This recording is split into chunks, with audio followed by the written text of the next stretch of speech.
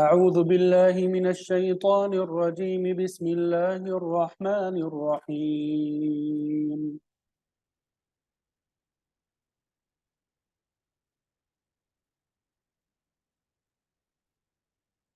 وقال الذين أشركوا لو شاء الله ما عبدنا من دونه من شيء نحن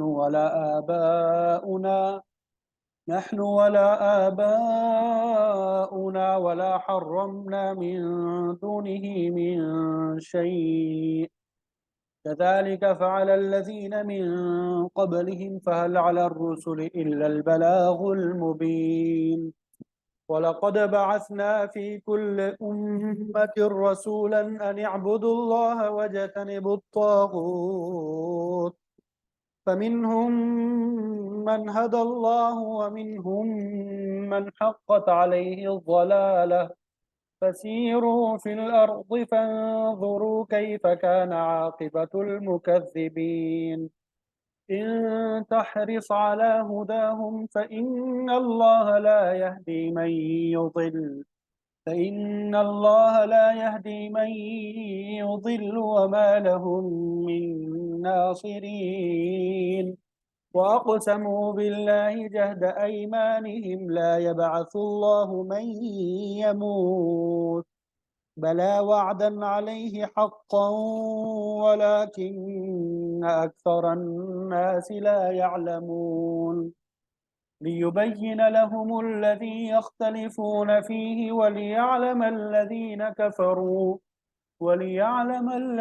كفروا أنهم كانوا كاذبين إنما قولنا لشيء إذا أردناه أن نقول له كن فيكون صدق الله العظيم.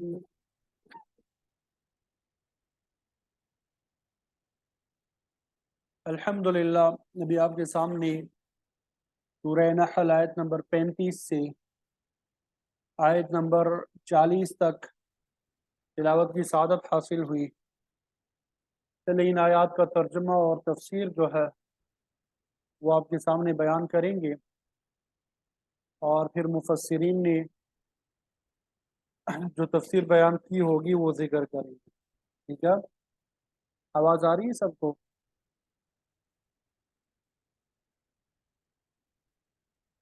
آواز کے بارے میں ذرا کنفرم کر دیں کہ آواز آ رہی ہے؟ چلے الحمدللہ الحمدللہ۔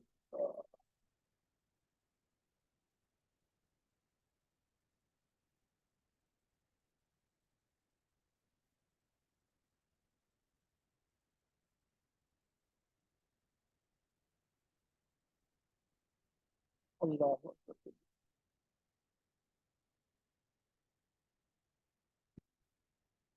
وقال الذین، وقال اور کہا، الذین ان لوگوں نے، اشرکو جنہوں نے شرک کی، وقال اور کہا الذین ان لوگوں نے، اشرکو جنہوں نے شرک کیا، لو شاء اللہ اگر اللہ تعالی چاہتا، ما عبدنا تو ہم عبادت نہ کرتے، من دونہ اس کے علاوہ، من شیء کچھ بھی، نحن ہم بھی، ولا آباؤنا اور نہ ہمارے آباء و اجداد، ولا حرمنا اور نہ ہم حرام کرتے، ولا حرمنا اور نہ ہم حرام کرتے، من دونہ اس کے علاوہ، من شیء کچھ بھی، ولا حرمنا اور نہ ہم حرام کرتے، من دونہ اس کے علاوہ کچھ بھی،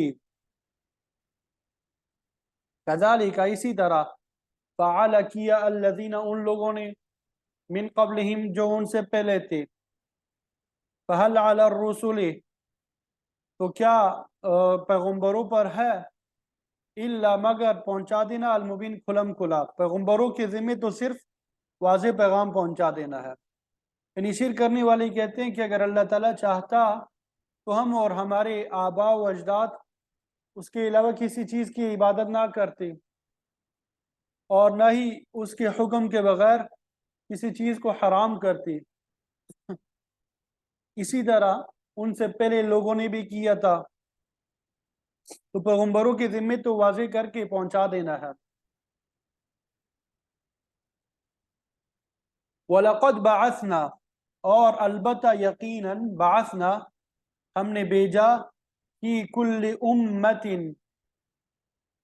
ہر ایک امت میں، رسولاً پیغمبر، ان یہ کہ اعبد اللہ تم عبادت کرو اللہ کی، تم عبادت کرو اللہ کی، وجتنبوا الطاغوت اور شیطان سے بچو تم، وجتنبوا الطاغوت اور تم شیطان سے بچو، فمنہم من ہدی اللہ، تو ان میں سے بعض تو وہ ہے جنہیں اللہ تعالیٰ نے ہدایت دی، ومنہم اور ان میں سے بعض وہ ہے من حقت علیہ کہ ثابت ہو گئی ان پر الضلالہ گمراہی، یعنی کسی کو اللہ تعالیٰ نے ہدایت دی اور کسی پہ گمراہی ثابت ہو گئی، فسیرو تو تم چلو پھرو فی الارض زمین میں، فانظرو اور تم دیکھو، کیف کان عاقبت المکذبین، کیف کیسا ہوا انجام المکذبین جھٹلانے والوں کا، کیف کان عاقبت المکذبین جھٹلانے والوں کا انجام کیسا ہوا۔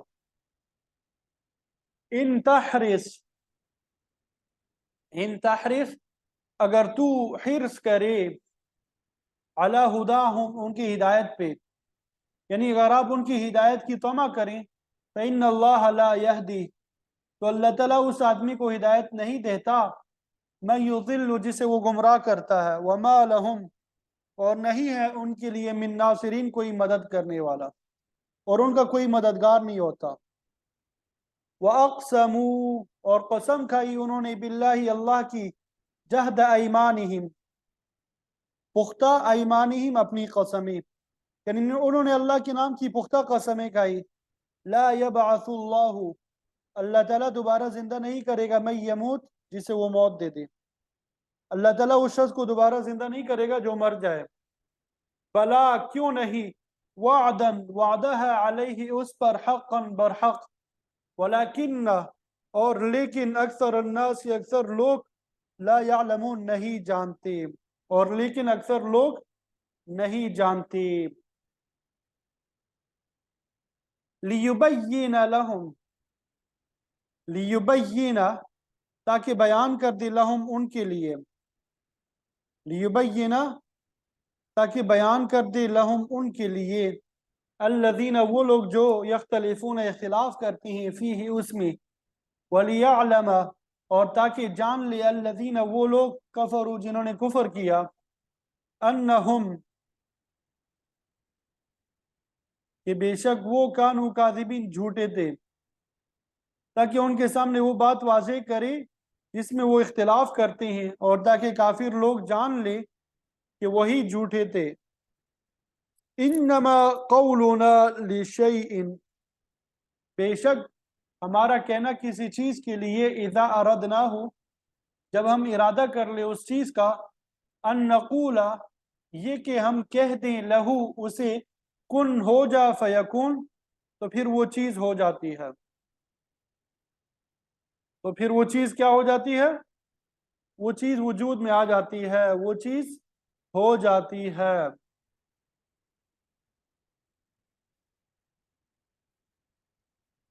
ترجمہ سمجھ میں آ گیا؟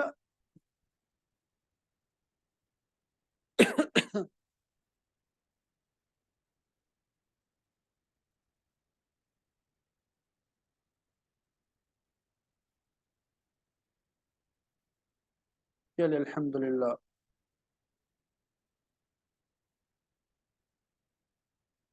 اب مفسرین نے جو تفسیر بیان کی ہے وہ آپ کے سامنے انشاءاللہ ذکر کریں گے۔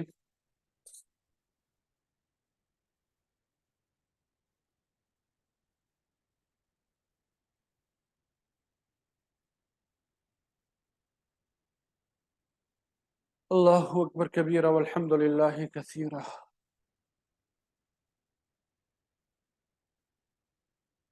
تو सूरत के इब्तिदा में अल्लाह ताला ने वही इलाही का जिक्र किया, फिर अपनी वहदानियत का तज़किरा किया, इलाहुकुम इलाहु वाहिद, और फिर उसके दलाइल बयान फरमाए। उसके बाद उन लोगों की दो बड़ी बीमारियों का जिक्र किया जो अल्लाह की वहदानियत पे ईमान नहीं लाते।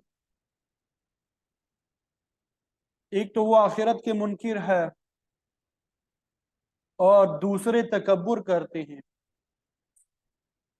फिर अल्लाह ताला ने मुशरिकों और मुत्तकियों के अंजाम से आगाह फरमाया।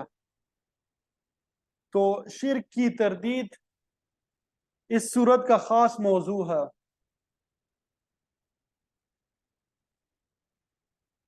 इस मसले की वजाहत मिसालों के ज़रिए से भी आगे की जाएगी। तो आज के सबक में अल्लाह ताला ने शिर्क के हक़ में मुशरिकीन की एक निहायत ही बूढ़ी दलील का रद्द फरमाया और साथ साथ उनकी ज़िद और हठधर्मी का जिक्र भी किया है। ये शिर्क ऐसी बीमारी है जो तमाम पुरानी कौमों में रासिख रही है। नूह अलैहिस्सलाम के ज़माने से लेकर अल्लाह के हर नबी की कौम में शिर्क पाया गया, और हर नबी ने सबसे पहले इसी बीमारी की तरफ तवज्जो फरमाई और कौम से यही बात फरमाई, या कौम अब्दुल्लाह मा लकुम मिन इलाहिन गैरु, कि मेरी कौम के लोगों, इबादत सिर्फ अल्लाह की करो, उसके अलावा तुम्हारा कोई माबूद नहीं है। तुमने मिट्टी और पत्थर के जितने माबूद बना रखे हैं उनकी कोई हैसियत नहीं है, न ये कुछ दे सकते हैं और न छीन सकते हैं। इनकी पूजा करके तुम अपने लिए तबाही का सामान पैदा कर रहे हो। ये तो अल्लाह ताला की खुली बगावत और सरकशी है। मुख्तलिफ अक़वाम में और भी मुख्तलिफ बीमारियां थी। किसी में तकब्बुर की बीमारी थी, कोई नाप तोल में डंडी मारते थे, किसी कौम में मामलात की खराबी थी, किसी में जुल्म हद से बढ़ा हुआ था, और कोई कौम हद दर्जे की बदअखलाक़ी में मुब्तला थी। ताहम तमाम अक़वाम में शिर्क एक ऐसी बीमारी थी जो सबकी कदर मुश्तरक थी। इसलिए अल्लाह के नबियों ने सबसे पहले इसी बीमारी को ख़त्म करने की कोशिश की। इस बीमारी की संगीनी का अंदाज़ा इस बात से लगाया जा सकता है कि जब भी अल्लाह के नबियों ने इस बीमारी को ख़त्म करना चाहा तो मुशरिकीन ने इसके हक़ में दलाइल देने शुरू कर दिए और बरहक साबित करने की कोशिश की।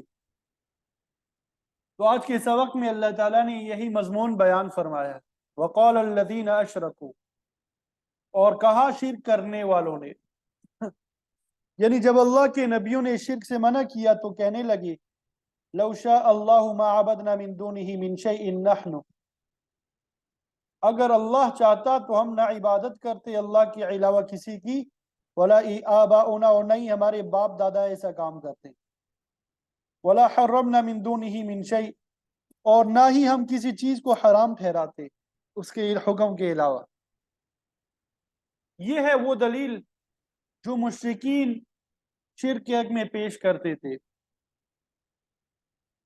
गोया ये अपने शिरकिया अफ़आल को अल्लाह ताला की मशीयत के साथ मुंसलिक करके खुद बरी उज़्ज़िमा हो रहे हैं। मतलब ये कि अगर अल्लाह ताला को हमारे ये शिरकिया काम पसंद ना होते तो वो फौरन हमें रोक देता, हमारी जुबानों को बंद कर देता, या हमारे हाथ पांव की ताकत को ही सलब कर लेता ताकि हम ऐसा काम ना कर सकते। अगर उसने हमें इन कामों से नहीं रोका तो इसका मतलब यही है कि वो इन बातों पे राजी है, इन कामों पे राजी है। इसलिए जब हम इन कामों को सरअंजाम दें तो हम बिल्कुल हक पर है। ये तो बिल्कुल वैसी ही बात है कि कोई शख्स गुनाह का इर्तिकाब करता है, उसका एतराफ करने और तौबा करने की बजाय उसे तकदीर पे डाल देता है कि तकदीर में यूं ही लिखा है इसलिए हो गया, मेरा क्या कसूर है। हिल्लत और हुर्मत का मसला भी ऐसा ही है। مشرکین نے بعض چیزیں از خود اپنے اوپر حرام کر رکھی تھی، حالانکہ اللہ تعالیٰ نے ایسا کوئی حکم نہیں دیا۔ انہوں نے بعض جانوروں کو بحیرہ، صائبہ، وسیلہ اور حام کا نام دے کے عام لوگوں کے لیے ان کا گوشت حرام قرار دے دیا تھا۔ تو جس مادے کا دودھ نظر کے طور پہ وقف کر دیتے، اسے کوئی عام مرد و زن نہیں پی سکتا تھا، بلکہ وہ صرف گدی نشینوں کے لیے حلال ہوتا تھا۔ اسی طرح جس اونٹ یا بیل کو معبودان باطلہ کی نظر کر دیتے تھے، نہ اس پہ سواری کرتے اور نہ کسی دیگر کام میں لاتے، اسی طرح جو جانور مقررہ تعداد میں بچے دے دیتا تھا اسے کھلا چھوڑ دیتے تھے، نہ اس کا دودھ پیتے، نہ گوشت کھاتے اور نہ سواری کے لیے استعمال کرتے۔ انہوں نے بعض چیزیں عورتوں پہ اور بعض مردوں پہ حرام کر رکھی تھی۔ اس کا جواز بھی وہ یہی پیش کرتے تھے کہ اگر اللہ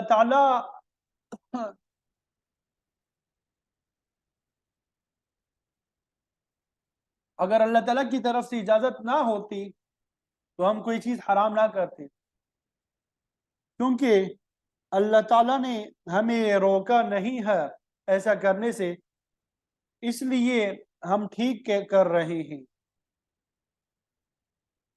سورہ انعام میں اللہ تعالیٰ نے شرک کی تمام اقسام پہ بحث کی ہے اور ان کی تردید فرمائی ہے۔ یہ مضمون اسی قسم کی آیت میں وہاں بھی بیان ہو چکا ہے۔ فَيَقُولُ الَّذِينَ أَشْرَكُوا لَوْ شَاءَ اللَّهُ مَا أَشْرَكْنَا وَلَا آبَاؤُنَا وَلَا حَرَّمْنَا مِنْ شَيْءٍ، کہ مشرک لوگ کہیں گے کہ اگر اللہ چاہتا تو ہم اور ہمارے آباء و اجداد شرک کا ارتکاب نہ کرتے اور نہ ہی ہم کسی چیز کو حرام ٹھہراتے۔ اللہ تعالیٰ نے اس کا جواب یہ دیا کہ پہلے لوگوں نے بھی اسی قسم کی بیہودہ دلیل پیش کی، حتیٰ کہ انہیں ہماری سزا کا مزہ چکھنا پڑا، تو فرمایا اس حرمت کی ان کے پاس کوئی دلیل نہیں ہے، بلکہ یہ تو صرف گمان کی پیروی کر رہے ہیں، اٹکل پچھو باتیں کر رہے ہیں۔ یہ تو حرمت کی بات تھی۔ ایک زمانہ ایسا بھی گزرا ہے جب مشرکین بیت اللہ شریف کا برہنہ طواف کرتے تھے، اس کے لیے بھی انہوں نے اللہ تعالیٰ کی مشیت کو بہانہ بنا رکھا تھا، مگر اللہ نے فرمایا کہ وہ کبھی بے حیائی اور برائی کا حکم نہیں دیتا، تم تو شیطان کا اتباع کر کے اس فعل کو اللہ تعالیٰ کی طرف منسوب کر رہے ہو۔ تو بہرحال شرک کے ارتکاب، حلت اور حرمت کے معاملے میں مشرکین نے نہایت ہی بیہودہ دلیل پیش کی، جس کا اللہ تعالیٰ نے رد فرمایا ہے۔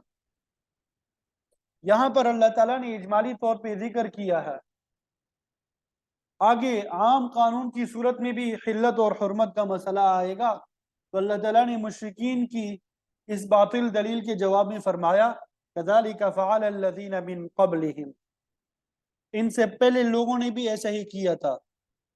گویا یہ کوئی نئی بات نہیں ہے، اس سے آپ صلی اللہ علیہ وسلم کو تسلی دلانا مقصود ہے کہ آپ مشرکین کے قبیح افعال سے گھبرائیں نہیں۔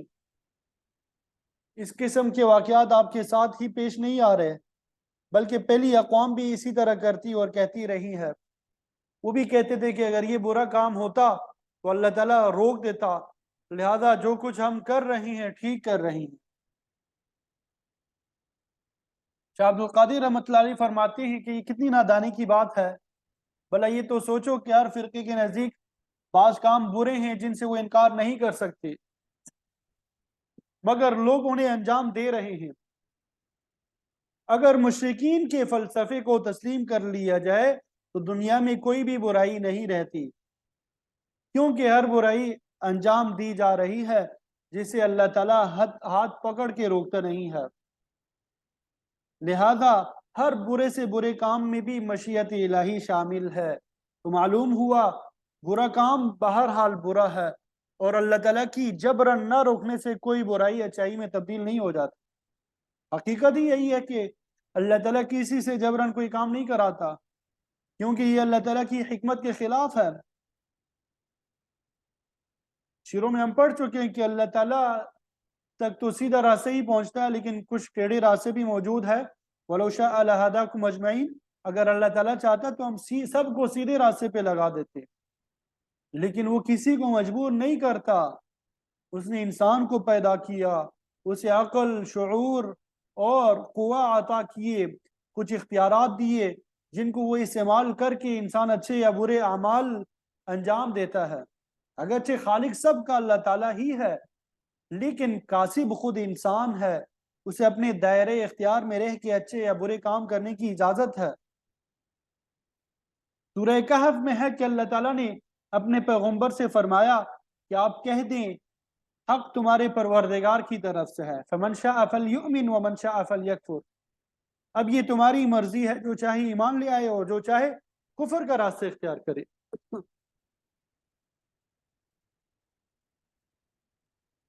یہ اس کی اپنی ثوابدید پر ہے، اس پہ جبر نہیں ہے۔ ہاں یہ ہے کہ کوئی جون سا راستہ اختیار کرے گا اسی کے مطابق جزا یا سزا کا مستحق ہوگا۔ اللہ تعالیٰ نے صاف بتا دیا اِنَّا أَعْتَدْنَا لِلظَّالِمِينَ نَارًا، ہم نے ظالموں کے لیے جہنم بھی تیار کر رکھا ہے۔ تو بہرحال اللہ تعالیٰ کسی کو اچھائی یا برائی پہ مجبور نہیں کرتا، نہ کسی کا ہاتھ پکڑ کے غلط راستے پہ جانے سے روکتا ہے۔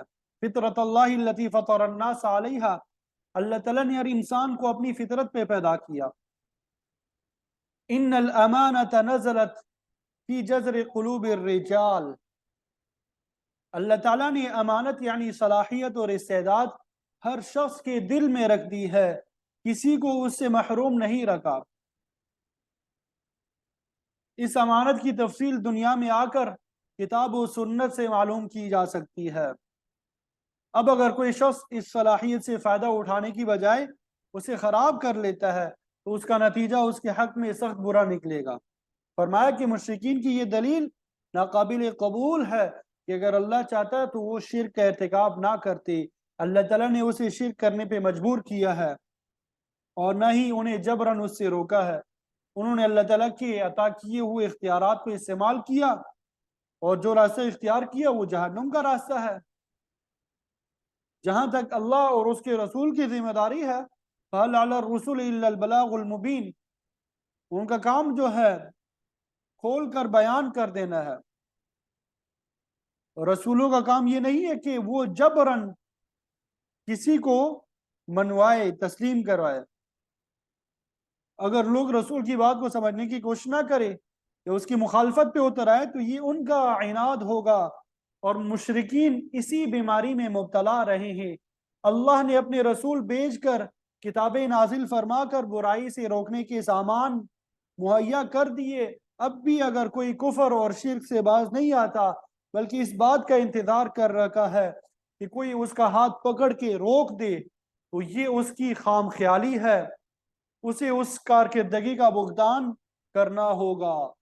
وَلَقَدْ بَعَثْنَا فِي كُلِّ أُمَّةٍ رَسُولًا، ہم نے ہر امت اور قوم میں اپنا رسول بھیجا جس نے ہمارا پیغام اپنی امت تک پہنچایا، اور وہ پیغام یہ تھا أَنِ اعْبُدُوا اللَّهَ وَاجْتَنِبُوا الطَّاغُوتَ، کہ لوگوں عبادت صرف اللہ کی کرو، طاغوت سے بچ جاؤ۔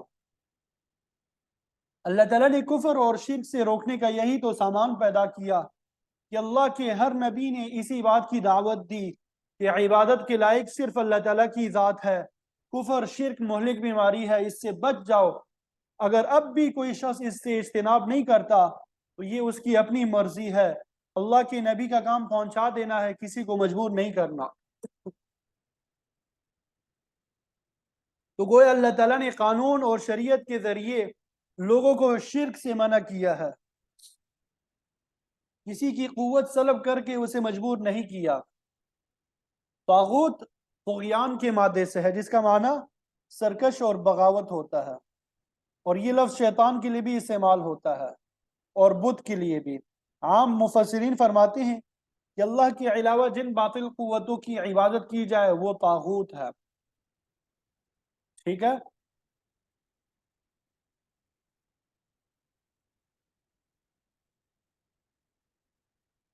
تو یہ وہی لوگ ہیں جنہوں نے حضرت نوح علیہ السلام کو حقیر لفظوں سے یاد کیا، موسیٰ علیہ السلام کو مہین کہا، حق کو ٹکرانے والے طاغوت کی فہرست میں آتے ہیں۔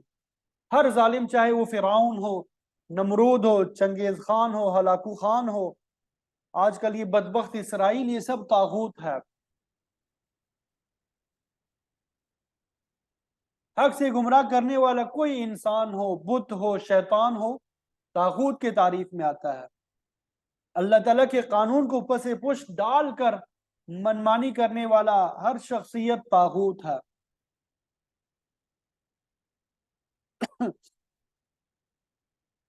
تو اللہ تعالیٰ نے فرمایا ہم نے ہر امت میں ایک رسول بھیجا جس نے لوگوں کو ایک اللہ کی عبادت اور طاغوت سے بچنے کی نصیحت کی۔ اس کا نتیجہ یہ ہوا فَمِنْهُمْ مَنْ هَدَى اللَّهُ، بس ان میں سے بعض کو اللہ تعالیٰ نے ہدایت دے دی جن میں انصاف اور حق طلبی تھی، اور جو ضد اور عناد سے پاک تھے ان کو ہدایت جو ہے وہ نصیب ہو گئی۔ وَمِنْهُمْ مَنْ حَقَّتْ عَلَيْهِ الضَّلَالَةُ، اور ان میں سے بعض وہ تھے جن پہ گمراہی ثابت ہو گئی۔ حق طلبی اور انصاف سے عاری ضدی اور عنادی لوگ گمراہی میں غرق رہے۔ ایسے لوگوں کے متعلق اللہ تعالیٰ کا فیصلہ یہ ہے ختم اللہ علی قلوبہم، اللہ تعالیٰ نے ان کے دلوں پہ مہر لگا دی، ان پر کفر کے زنگ چڑھ چکے ہیں۔ جیسے سورہ مطففین میں موجود ہے کلا بل ران علی قلوبہم، ان پہ گمراہی ثابت ہو گئی ہے اور وہ جہنم کا شکار بنے۔ فسیروا فی الارض، تو زمین پہ چل پھرو، تمہیں بہت سی چیزیں نظر آئیں گی۔ تاریخ کے اور اوراق اور اجڑی بستیوں کے کھنڈرات عبرت کا سامان پیش کر رہے ہیں۔ آپ کو جگہ جگہ ایسے کتبے نظر آئیں گے کہ یہاں فلاں قوم آباد تھی، مگر اللہ تعالیٰ کی نافرمانی کی وجہ سے اس کے غضب کا شکار ہو گئی۔ عاد ثمود کی بستیاں، الٹی بستی والوں کے نشانات، یہ سب آپ کو دعوت دے رہے ہیں کہ آکے دیکھو فانظروا کیف کان عاقبۃ المکذبین، کہ دیکھو جھٹلانے والوں کا کیسا انجام ہوا۔ ان کی بستیاں تباہ و برباد ہوئی اور یہ سب لقمہ اجل بن گئے۔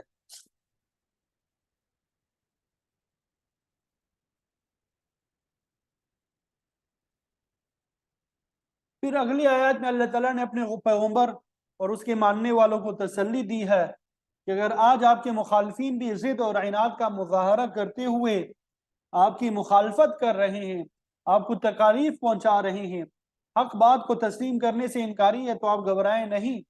ان تحرص علی ہداہم، اگر آپ بہت طمع کریں اس بات کا کہ یہ لوگ ہدایت پا جائیں، اللہ کے دین کو قبول کر لیں، تو یاد رکھیں فإن اللہ لا یہدی من یضل، تو بے شک اللہ تعالیٰ نہیں دکھاتا راستہ جس کو گمراہ کرتا ہے۔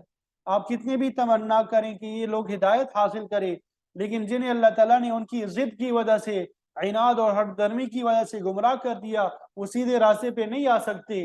اس لیے آپ زیادہ فکر مند نہ ہو۔ حرص کا عام فہم معنی طمع اور لالچ ہوتا ہے، جو کہ ایک اخلاقی بیماری ہے، اور یہ چیز ایک مومن آدمی میں پیدا نہیں ہو سکی، چاہے جائے کہ یہ چیز اللہ کے نبی کی طرف منسوب کی جائے۔ تو یہاں پہ حرص کا لغوی معنی مراد نہیں ہے، بلکہ اس مقام پہ حرص سے مراد خواہش اور تمنا ہے کہ جو اپنی قوم کی ہدایت کے لیے نبی کے دل میں بھی پیدا ہوتے تھے۔ اللہ کے تمام نبیوں کا یہی حال رہا ہے کہ اپنی قوم کو کفر اور شرک میں غرق دیکھ کر انہیں سخت کوفت ہوتی تھی۔ وہ ہر طریقے سے لوگوں کو اس بیماری سے پاک کرنا چاہتے تھے، پھر پوری کوشش کے باوجود جب قوم نہیں مانتی تھی تو خود ان سے علیحدگی کا اعلان فرما دیتے تھے۔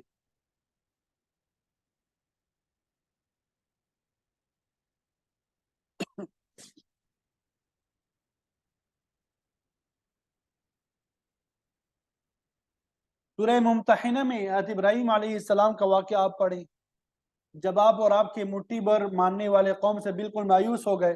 اذ قالوا لقومہم، تو اپنی قوم سے کہنے لگے انا براء منکم ومما تعبدون من دون اللہ، کہ ہم تم سے اور تمہارے معبودان باطلہ سے متنفر ہے۔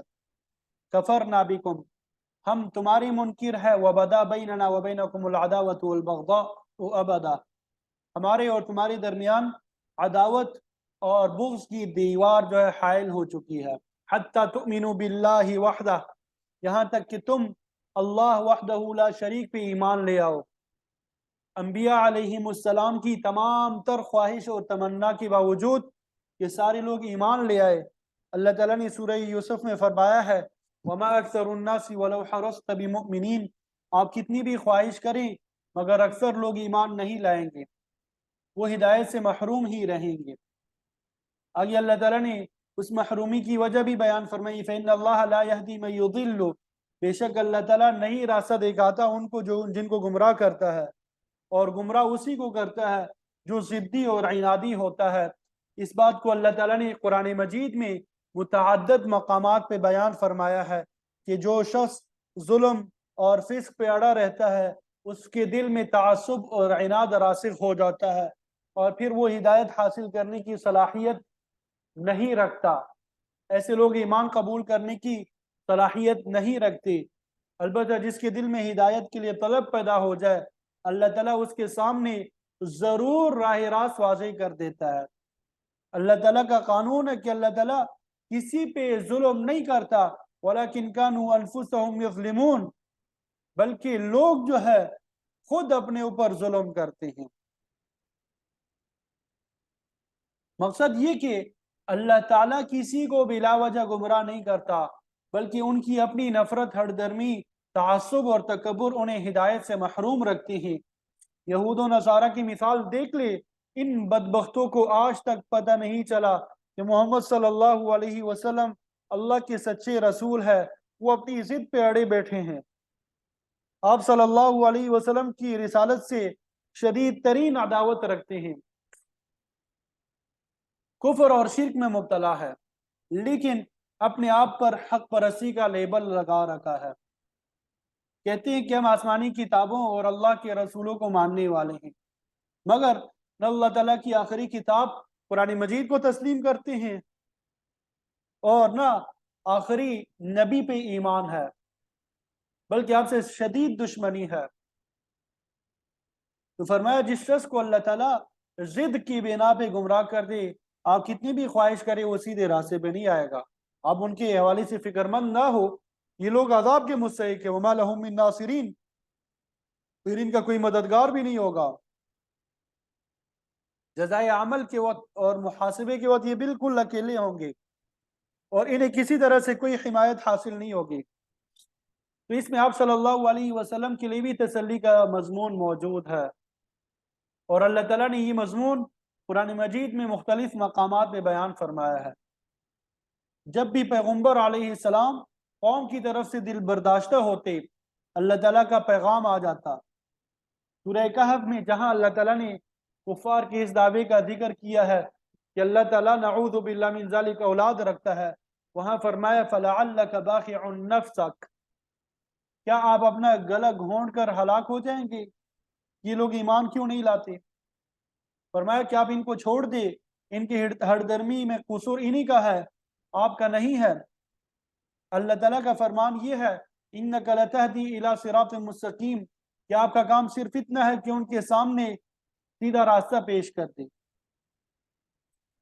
گزشتہ سبق میں ہم نے یہ بھی پڑھا ہے، بلکہ آج ہی ابھی یہ آیت پڑھی قَالَ عَلَى الرُّسُلِ إِلَّا الْبَلَاغُ الْمُبِينُ، کہ رسولوں کا کام تو یہ ہے کہ وہ احکام الہی کو کھول کر بیان کر دیں، لوگوں کو آگاہ کریں، انہیں برے انجام سے ڈرائیں، لیکن کسی کو منزل مقصود تک پہنچا دینا یہ نبی کے اختیار میں نہیں ہے، بلکہ یہ صرف اللہ تعالیٰ کے پاس اختیار ہے۔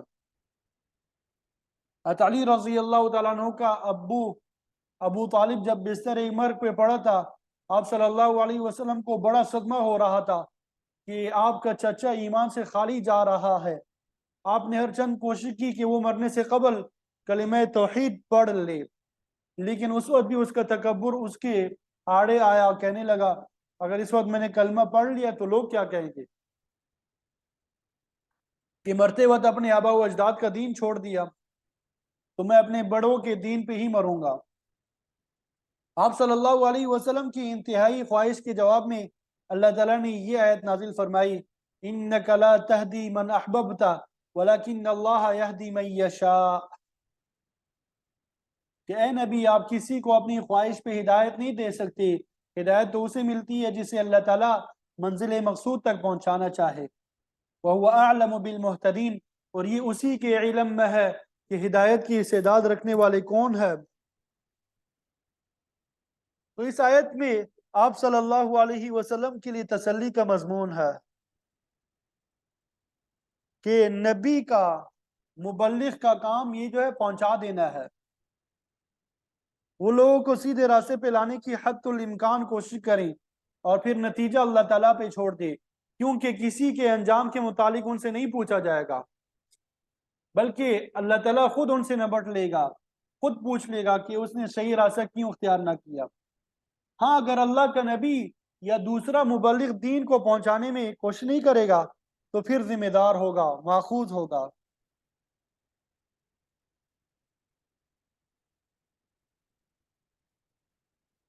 پھر آگے اللہ تعالیٰ نے مشرکین کے تعصب کی ایک مثال بیان فرمائی، وَاقْسَمُوا بِاللَّهِ جَهْدَ أَيْمَانِهِمْ، کہ یہ اللہ کے نام کی سخت قسمیں اٹھاتے ہیں اور کہتے ہیں لا يبعث اللہ من يموت، کہ جو مر چکے ہیں اللہ تعالیٰ دوبارہ انہیں نہیں اٹھائے گا۔ کہتے ہیں یہ مسلمانوں کے لیے باتیں ہیں، مسلمانوں کی اپنی باتیں ہیں کہ مرنے کے بعد لوگ دوبارہ زندہ ہوں گے، حساب کتاب ہوگا، یہ سب جھوٹ ہے۔ ایک تفسیر میں لکھا ہے کہ ایک مسلمان نے کسی مشرک سے قرض لینا تھا، وہ اس کے ہاں پہنچا تو باتوں باتوں میں قیامت کا ذکر بھی آ گیا۔ اس پر مشرک قسمیں اٹھا کے کہنے لگا یہ کیسے ہو سکتا ہے کہ انسان مر کر مٹی ہو جائے اور پھر دوبارہ زندہ ہو جائے، یہ ناممکن ہے، مسلمانوں کا دعوت درست نہیں ہے۔ تو اللہ تعالیٰ نے ایسے ہی لوگوں کی تردید میں فرمایا بلا کیوں نہیں، مطلب یہ کہ اللہ تعالیٰ ضرور مرنے کے بعد اٹھائے گا، وعدن علیہ حقا، وعدہ ہے اس کا سچا، لیکن بات یہ ہے ولیکن اکثر الناس لا یعلمون، کہ اکثر لوگ بے علم اور بے سمجھ ہے، جس کی وجہ سے بیس بعد الموت کا انکار کر رہے ہیں۔ حالانکہ عقل بھی اس بات کو تسلیم کرتی ہے کہ جب تک انسان مرنے کے بعد دوبارہ زندہ نہ ہو انصاف کے تقاضے پورے نہیں ہو سکتے۔ دنیا کی ہر حکومت مجرموں کو سزا دیتی ہے، کیونکہ اگر ایسا نہ ہو تو ملک میں اندھیر نگری مچ جائے، جس کی لاٹھے اس کی بھینس والا معاملہ ہو جائے۔ اس کے باوجود ہم دیکھتے ہیں اس دنیا میں بعض لوگ جرم کا ارتکاب کرنے کے باوجود کسی نہ کسی طریقے سے سزا سے بچ جاتے ہیں۔ ظاہر ہے یہ کسی انفرادی ملک یا حکومت کی بات ہو سکتی ہے، لیکن پوری کائنات پر تمام عارضی حکومتوں کے اوپر اللہ تعالیٰ کی ایک حکومت بھی ہے۔ دنیا کی کسی حکومت کا مجرم لا محالہ اللہ تعالیٰ کی حکومت کا مجرم ہوتا ہے۔ کوئی شخص اس دنیا کی کسی حکومت یا کسی عدالت کی آنکھوں میں دھول ڈال کے یا سفارش اور رشوت کی بنا پہ سزا سے بچ سکتا ہے، لیکن اللہ تعالیٰ کی عدالت کو دھوکہ نہیں دے سکتا۔ ایک دن آنے والا ہے جس دن اس کا بھی میزان عدل قائم ہوگا، اس عدالت میں کسی جرم کی پردہ پوشی نہیں ہو سکے گی۔ اسی لیے تو اللہ تعالیٰ نے اس کا نام یوم الدین رکھا ہے۔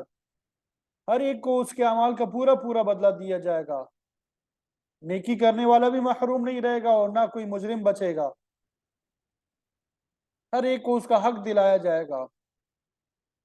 لہذا ضروری ہے کہ اللہ تعالیٰ ایک ایسا دن مقرر کر لے جب سب کو اپنے دربار میں حاضر کر کے ہر ایک کے ساتھ انصاف کرے، اور اس کام کے لیے ضروری ہے کہ مرنے کے بعد دوبارہ زندگی ہو، جس کا اللہ تعالیٰ نے وعدہ بھی کیا ہے۔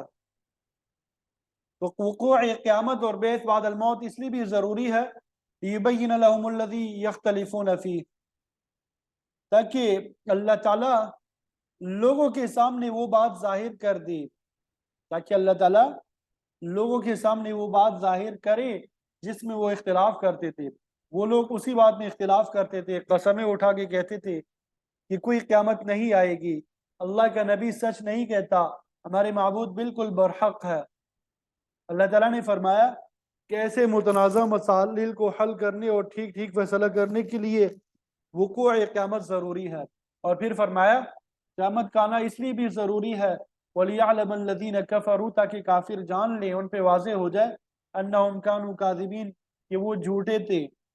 قیامت برپا کر کے اللہ تعالیٰ عملی طور پہ ثابت کر دے گا کہ کافر جھوٹے ہیں جو قیامت کا انکار کر رہے ہیں،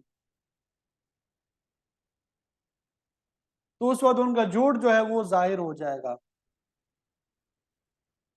بخاری شریف میں آتا ہے کہ اللہ تعالیٰ فرماتا ہے ہر انسان مجھے جھٹلاتا ہے، گالی دیتا ہے، حالانکہ اس کے لیے یہ بات ہرگز مناسب نہیں ہے۔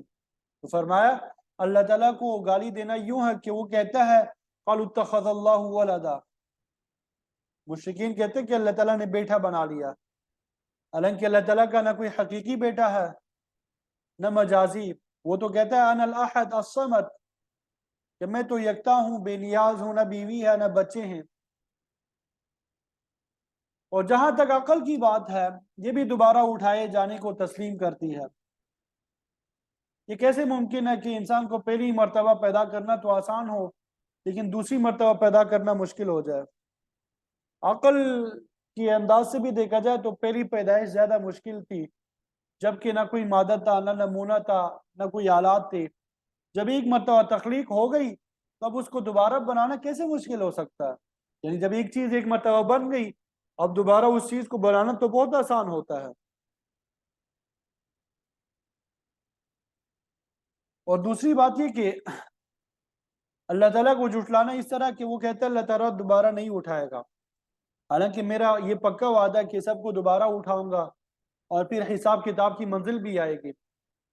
انما قولنا لشیء اذا اردناه ان نقول له كن فیکون، بے شک کسی چیز کے متعلق ہماری بات بالکل فیصلہ کن اور اٹل ہوتی ہے۔ اذا اردناه، جب ہم کسی چیز کا ارادہ کرتے ہیں تو وہاں نہ کسی وقت کی ضرورت ہوتی ہے نہ مادے اور آلے کی، بلکہ جب بھی ہماری مشیت ہوتی ہے نقول له کن، تو ہم اس چیز کو کہتے ہیں ہو جا فیکون، تو وہ فوراً ہو جاتی ہے۔ ہم کسی بھی کام کو کر گزرنے پہ قادر ہے، ایسا کرنے میں ہمیں کوئی مشکل پیش نہیں آتی۔ جس طرح ہم ہر چیز کو کرنے پہ قادر ہے، اسی طرح قیامت کو بھی قائم کرنے پہ قادر ہے، لوگوں کو دوبارہ زندہ کرنے پہ بھی قادر ہے، ہمیں کوئی رکاوٹ اور مشکل پیش نہیں آتی۔ تو اللہ تعالیٰ اپنی قدرت سے قیامت بھی برپا کرے گا، لوگوں کو زندہ کر کے اپنے سامنے کھڑا بھی کرے گا۔ یہ لوگ جھوٹے ہیں جو کہتے ہیں کہ مرنے کے بعد دوبارہ زندہ نہیں ہوں گے۔ اللہ تعالیٰ ان پہ ہر چیز ظاہر کرے گا اور پھر ان کا جھوٹ جو ہے وہ کھل جائے گا، ظاہر ہو جائے گا۔ اللہ تعالیٰ سے دعا ہے کہ مجھے آپ کو عمل کی توفیق عطا فرمائے۔ وآخر دعوانا ان الحمد للہ رب العالمین۔